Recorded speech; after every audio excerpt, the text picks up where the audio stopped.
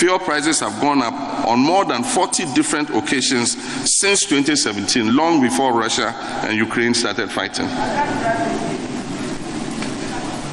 The about 25 billion which the government claims to have spent on the financial sector cleanup was a conscious policy decision made without due regard to superior alternatives like bailing out those banks with far less money, recovering assets, and holding the people responsible for their mismanagement to rigorous account through due process.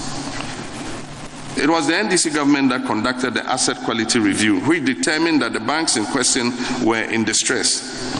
We then proceeded to pass appropriate enabling legislation to give the force of law to the actions that were deemed necessary to address the situation.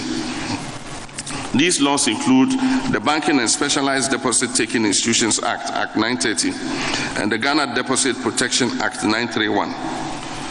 Our objective has always been to avoid the collapse of these banks, to preserve and strengthen Ghanaian presence and participation in our financial sector, which we viewed as a strategic economic objective, to protect depositors' investments and protect the jobs of tens of thousands of employees of these currently collapsed banks. The total cost of our bailout plan was estimated at a maximum of 9 billion cedis.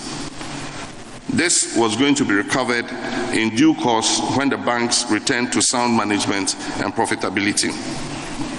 But the outcome of the 2016 elections hampered our ability to fully implement this plan.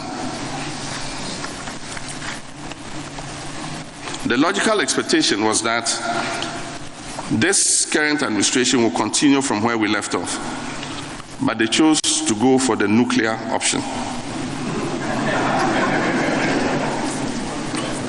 They collapsed